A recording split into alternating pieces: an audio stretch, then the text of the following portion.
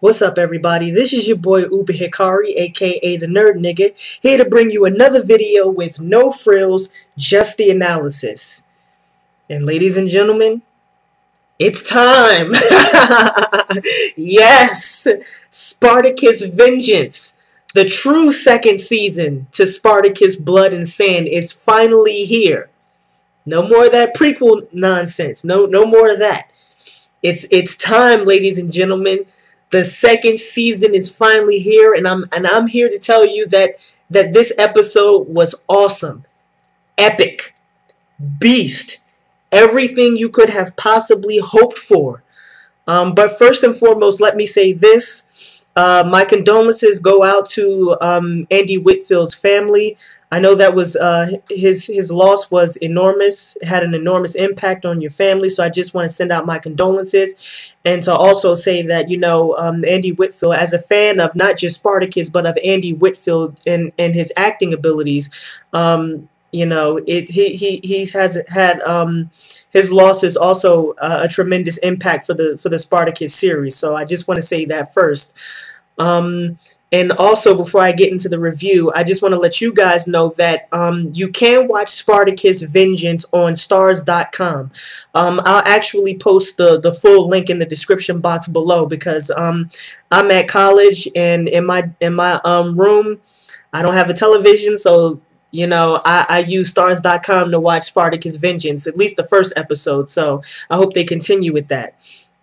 And just let me say, the quality of the episode is not great, but it's watchable. It's good enough for you to watch it. So I had a couple of problems getting it to work, but after, you know, 2 or 3 tries, it finally works. So the quality isn't that great, but it is watchable. So for you people who may not be familiar with the way that I review episodes, I generally break it down into 2 parts: the summary and the analysis. But this time, since this is a season premiere and I haven't reviewed Spartacus before, I'm also going to talk a little bit about the aesthetics. So first I'm going to talk about the aesthetics, then I'm going to give a summary, which will be spoiler free. Don't want to spoil anybody. And then the third part will be my analysis of the episode. So getting into the aesthetics, as always, the aesthetics for Spartacus is beautiful. They stick with those, you know, those dark tones and not very bright colors. So they really have this idea that they want this to be, you know, a darker episode, more mature. So as always, they're committed to a sense of realism with a little bit of surrealism thrown in there. Just a dash of it, just a dash of it. So there's still the graphic depictions of violence and sex, but also they use this aesthetics where the action sequences are highly stylized. So you get like the blood is, you know, very stylized. It just splashes, you know, all over the place. And they also use a photographic technique called exposure, which allows them to play around with the light and the darkness of the play around with light and dark. So but what I really noticed about this episode, especially the opening sequence, is the way they integrate sight and sound together, and they use sort of warping effects to play around with how they meld sight and sound. And one way that I noticed that they use this is through this slow motion effect. And the slow motion effect not only warps what you see on the screen, but it also warps the sound. And so what they'll do is they'll slow it down and then they'll speed it up. And so they'll go back and forth between those things. And I think that's a very interesting, not just, you know, a photographic or, you know, cinematographic technique, but it's also a very interesting narrative technique, because it produces a sort of sense of dislocation for the viewer and the audience, and so it raises your level of suspense and excitement, and it really sets the mood and the tone for, you know, the entire episode to come. Especially the way they used it, like I said, in this opening sequence. And as always, the background music is just great. I actually don't know who's in charge of the music for Spartacus, but the background music is really good. So now let me get into the summary of this episode, which again will be spoiler free, so you don't have to worry about, you know, being spoiled. This before we get to the opening scene or the opening sequence, there's you know, some stuff written which basically explains the new context in which this series is taking place, because obviously there's going to be a new context given the fact that, you know, the gladiators are no longer in the ludus. So the House of Batiatus has of course fallen, and the gladiators have been, you know, rampaging through Capua. They've been terrorizing the citizens, pillaging, taking food, weapons whenever they can, or whatever they can. And now Seppius, who's a noble, has sent his mercenaries to sort of hunt them down. And so there's actually, you know, going to be something very interesting about Seppius, at least in the interplay between Seppius and Gaius Glaber. Hope I get these names right. So difficult because I don't speak that language. But so in the opening scene, Spartacus is being chased by Seppius's mercenaries, or presumably that's who they are.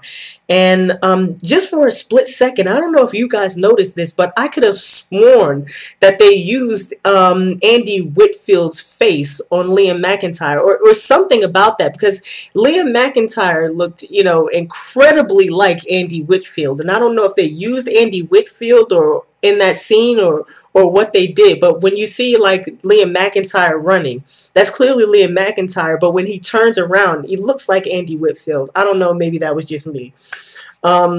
But what I really liked about this opening sequence is that, you know, of course, Spartacus was, you know, a very, you know, good gladiator. And he's also, you know, very skilled in the arts of war. But he's not invincible, as we see in this opening sequence. So, you know, he's dishing out the death, but he's also getting beat up himself. And I really like that because it really adds an element of realism to the storyline. And so the writers, you can see that they're very careful not to make Spartacus this sort of, you know, larger than life figure. And they want to expose his fallibility, both, you know, his physical fallibility in terms of, you know, his fights, but also his psychological fallibility. And so this really adds a dimension of complexity to the character. And so they're very the writers are very careful about how they you know, depict Spartacus as being, you know, a human being. All right, so like I said, you know, the Spartacus and the gladiators have been terrorizing Capua. They've been pillaging, you know, for money, for weapons, for food. And now Gaius Glaber has been summoned back to Capua. So the way the Roman Senate sees this is that, you know, this is Gaius Glaber's responsibility. He has to fix this because as Albinius explains to him, he says, you're the one who brought Spartacus back. You're the one who allowed him to live. You didn't kill him off when you had the chance. You enslaved him. And so now you basically have to fix this problem, or else you'll no longer be able to rise above your station as a praetor. So if you had sights on, you know, the Senate, don't think about it unless you fix this problem. So Gaius Glaber has now gone back to Capua, and so he's brought with him a contingent of men to sort of purge the problem that is, you know, Spartacus and the gladiators. So there's really, you know, four main subplots in this episode. Although I'm not going to focus on one of them because I think that's too much of a spoiler. And I have some speculation about that, but I'll talk about that in my next episode review. So of course, one of the subplots is Spartacus wants, you know, revenge against Gaius Glaber. That's basically the heart of this story and basically the heart of this episode as well. But it's interesting because now Spartacus is faced with a very important choice. On one hand, he can kill Gaius Glaber, or at least, you know, attempt to kill Gaius Glaber and get the vengeance that, you know, he feels he deserves. In which case, if he is successful in killing Gaius Glaber, then Rome will have to send their real army, and then, you know, everybody will be killed, you know, all the slaves that they freed, you know, the gladiators that they freed, everybody will just be absolutely wiped out at that point. Or He can choose not to kill Gaius Glaber, or at least not to confront him head on in so ostentatious a manner. He can deny himself, his vengeance that he wants, at the expense of making sure that the political movement that he started, which is basically what it is, to make sure that he safeguards the integrity of the political movement that he started. And so there's, this a lot of tension between what Spartacus wants to do with respect to his personal sense of justice, and what he ought to do in being prudent in safeguarding the integrity of this sort of, slave rebellion or slave revolt, or even political movement that he started. And I really believe that it's a political movement. It's not just a slave rebellion or slave insurrection. But I'll talk about that later on. The second subplot is Crixus and his search for Nivea. So if you've been watching since, last season, not last season, the first season, Blood and Sand, you'll know that Nivea was, sent away. And so now Crixus is trying to get her back. And part of the tension with this subplot is that Crixus is continually going out into the city, which, risks him being discovered, which in turn then jeopardizes the safety and security of the group at large. So that's another subplot. The third subplot revolves around Varro's wife and how Spartacus is trying to get her to safety. So those are the three main subplots of the episode. But now let me get into a little bit more of the analytical aspects of this episode. So in the second scene of this episode, there's a discussion between Gaius Glaber and Albinius. And like I said, Albinius basically explains to him that if you ever want to, rise above a praetor, then you had better go back to Capua and quell this sort of, slave rebellion or slave insurrection. And so what's basically happening here is that they're discussing the political implications and the political ramifications of, Spartacus and Crixus, slave rebellion, and what could be and what I think actually is a political movement. And so this really shows the writer's willingness to more fully explore the political aspects of the Spartacus series. I know they did this a little bit in Blood and Sand, but now they're really driving this thing up into high gear. And within this scene particularly, what Albinius and what Glaber are discussing, but not so overtly, is they're discussing the nature of power and of political power particularly, and they're discussing the nature of political authority. Just very quickly, power is the ability to force people to do what you want and then enforce that as normative, meaning making it normal, adding a dimension of normalcy to it. So to force people to do what you want them to do and then make it seem as if this is the natural order of things.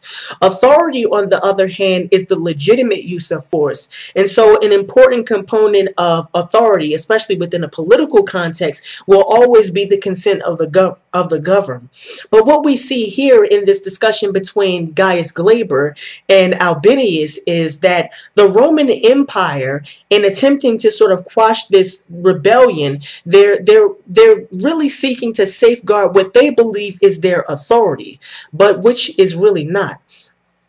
Because they never really had authority. Now they had power. They had the power to, wipe out, the Thracians and enslave, Sora, and enslave Crixus and enslave, Spartacus. But they never really had the authority to do so. And what we get to see here in this discussion between Albinius and Gaius Glaber is that the Roman Empire has been masquerading their power as authority. And now that, Spartacus has started this political movement, there is a real danger that, the wool will be, removed from people's eyes, and they'll start to see that the Roman Empire is not really, this bastion of culture and civilization that they purport to be, but that those are just, the excuses or the justifications that they use to exercise their power against other people who, can't really, defend themselves against the Roman Empire.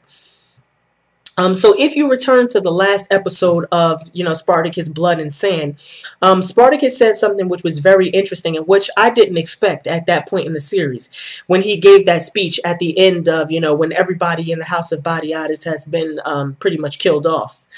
Spartacus says, "I have done this thing because it is just." And the implication of that is, he's not done this out of vengeance, or he's not done this out of anger, although it may be true that that was, a motivating factor in the slave rebellion and insurrection. But the important component that the writers seem to want to focus on is that, Spartacus has a very, very strong sense of justice and a very, very strong sense of freedom. So to sort of, bring this back to my previous discussion of power and authority, what this means is that Spartacus wants to focus on justice, and he wants to focus on how when people exercise, particularly the Roman Empire, exercise their power, not their authority, but exercise their power against people, that the Roman Empire, that at the very core of Roman civilization is a commitment, or this idea of, injustice, that the Roman Empire is predicated on a corrupt civilization, and that the slave insurrection that Spartacus has started and the political movement that he started strikes at the very core of this sort of, uncivilized aspect of the Roman Empire. And so this really shows that the writers are focusing on, on really exploring, more fully exploring the relationship between the nature of power, the nature of authority, and justice and freedom. And this also adds a sort of, a very, very important dimension of complexity to Spartacus, because Spartacus has to understand that his sense of justice needs to be tempered by prudence, because, we all know that, Spartacus is somewhat of a hothead. And so he has to tone down his personal justice, his sense that, Glaber should be killed for enslaving him and enslaving his wife. And I think, that is the just outcome for this situation. But he's now found himself in a situation where he has to be responsible for this, fledgling political movement and the fledgling political formation that has arisen out of this, slave rebellion or slave insurrection. And so what we're getting here as well is, not just an exploration of the nature of authority or the nature of power, or the relationship between those things and justice and freedom, but what we're also getting here is a sense of how political movements are formed and what it takes to form a political movement, especially within this context of, slavery and gladiators and those sorts of things. Another aspect that I want to focus on is this sort of tension between the politics of the group and the politics of the individual. And I know I just, touched on that a little bit in saying that, Spartacus has to temper his personal sense of justice with prudence because he's now responsible for this, fledgling political movement. But whenever you have a political movement, or whenever you have any sort of political formation, you will always run the risk of internal fragmentation. In other words, you always run the risk that, there will be some sort of intra-group conflict that will sort of split the political movement up and therefore, dilute its power, or at least take away from the power of the political movement. And so what we see here is that, that Spartacus is trying to transform what was once a slave insurrection and a slave movement, or a slave insurrection and a slave rebellion, into a political movement. Because Spartacus says something very interesting in this episode. He says, I believe it was towards the end of the episode, he says, now we understand that we have to, that on our path, We have to free every slave and free every gladiator, and we have to use them, absorb them into this political movement, so that we can really strike fear in the Roman Republic. And so the question is, or at least I think one of the questions that will sort of, guide how the writers address the rest of this season is, can this political movement be sustained? And if it can be sustained, then what are the costs and what are the benefits of sustaining this sort of political movement? And another interesting thing happens in this episode. Like I said, several times before, the gladiators have been pillaging the land, or pillaging Capua, stealing money, food, supplies, whatever. And Crixus's group comes back from pillaging. It appears that there are two groups, one led by Spartacus and one led by Crixus. And Crixus's group comes back from, pillaging or whatever. And Spartacus says to them, you guys have so much and we, have so little. And you have to remember that you have to divide your portions equally among, everybody here, all of the slaves and all of the gladiators. And it seems like Crixus's group wants to refuse to do that. And Spartacus, almost takes up arms against them, against Crixus's group. Crixus wasn't, his group had come back from pillaging, but he had stayed behind because he wanted to, do some, searching for Navia. So Crixus wasn't present at this point. But Crixus returns and he says to him, you wish to command my men. And then Spartacus responds by saying, no, I simply want to remind them of what is just. And so that's why I think that what we have here is a real political movement. It's a political movement because, Spartacus is introducing ideas like equality, which is really, the proper term for it, at least in this situation, would be equity. Equality is just, a sort of similarity in material circumstances. Equity is what you deserve based on your abilities. So Spartacus has this commitment not just to equality, but to equity. And he also has this very strong commitment to freedom as well as justice. And another aspect of this that I think is going to be crucial for why I believe that, this is now a political formation, that this is really a political movement, is that it seems to be, a relationship between various ethnic groups. And what I mean by this is that this is now a multi-ethnic political movement. You have Gauls, you have Thracians, you have people from other lands, you have people from Africa, who the Roman Empire, have, taken and enslaved. And so what we see here is that this is really a political movement because they're not allowing their ethnic differences to divide them politically. And so they've created this sort of, polyglot political movement. And so they're all been brought together for, one common, political purpose. And that is to strike fear and at the very heart of the Roman Republic. So for this episode, for the fantastic writing of the way that the writers have been able to integrate the action and the gore and all of the excitement with the sort of political machinations and the exploration of the nature of justice and authority and the relationship that has between well, not the nature of justice and authority, the nature of power and authority, and the relationship that has to other political concepts and themes like equality, like equity, like justice, like freedom. This episode really gets a 10 out of 10. And like I said before, there's another subplot in this episode, but I'm going to hold off because I have some speculations about that, and I don't want to spoil it for someone who hasn't yet watched the episode. So 10 out of 10 for this episode. So this was your boy Uber Hikari, aka the Nerd Nigga. Just brought you another video with no frills, just the analysis. Peace and have a blessed day.